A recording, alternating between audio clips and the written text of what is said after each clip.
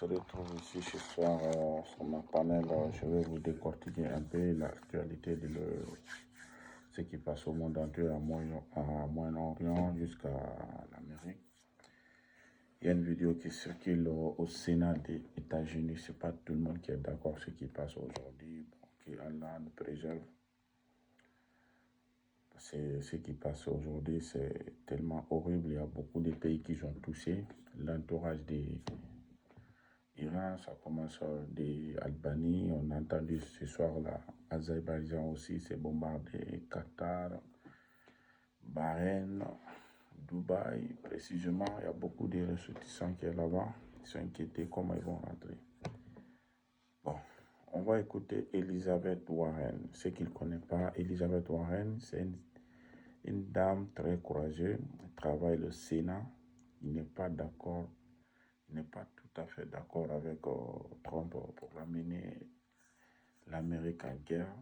La guerre qui ne ramène rien pour l'Amérique, quoi. On va écouter sa vidéo. Après, on en parlera.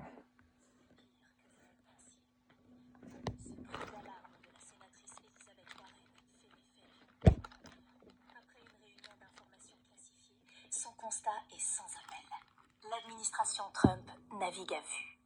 Warren brise le silence et dénonce une vérité glaçante. Il n'y a aucun plan, aucune stratégie. Elle décrit cette guerre comme illégale, bâtie sur des mensonges et déclenchée sans la moindre menace imminente pour les États-Unis. Le public a raison d'être inquiet. Entre l'absence de justification claire et l'incapacité à définir une issue, nous basculons dans une zone d'incertitude critique pour la sécurité mondiale. L'opacité a assez duré. C'est bien pire que vous ne le... Ceux qui ne connaissaient pas Elizabeth Warren, c'est une Sénat qui se bat aujourd'hui. L'actualité, ce qui passe au monde.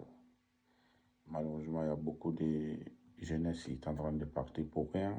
Ils sont pour rien. Bon, ils sont là pour faire la guerre qui ne concerne pas. Donc, vous voyez, c'est pas tout le monde qui accepte. Elisabeth, c'est une mère de vers 60 ans comme ça, si je ne me trompe pas. Quand même, elle est tellement courageuse, elle est forte, elle fait son boulot. C'est ça. C'est ça, si Dieu te donne une faveur, une poste dans ton pays, il faut te battre pour ton pays. L'armée, c'est important. L'armée, c'est basé ce qui concerne dans votre pays. Mais l'armée, c'est pas question que, comme ils sont de l'armée, on va l'envoyer partout qu'on veut, où on veut, quand on veut. C'est pas comme ça. Et puis, il faut que les gens sachent aussi, c'est pas tous les ordres qu'on peut obéir. Si on obéit tous les ordres, le monde on ne sera pas là aujourd'hui. Vous savez, dans la vie, dans ma vision, moi seul, l'armée doit être indépendante. Il doit avoir leur propre indépendance pour dire non, on ne fait pas ça. Non, on ne va pas cet endroit. Parce que pourquoi? En fait, c'est un peu dur pour dire publiquement les gens, ils vont te prendre comme quelqu'un de voyant. Je ne sais pas quoi. Mais l'armée, le jour que tu vas rentrer en armée, toi-même, tu rentres en armée, tu dis que tu vas défendre ton pays. Donc, peu importe la situation pour ton pays, tu vas le défendre. Mais l'armée, ça n'est pas fait pour aller accuser les autres à tort. Toi-même, tu sais ce que tu fais, c'est à tort. C'est pas bien. Si on fait comme ça tout le temps, le monde ne sera pas tranquille. Nous tous avons vu ce qui passait, mais aujourd'hui, la vérité, malheureusement, la vérité, ça n'existe plus.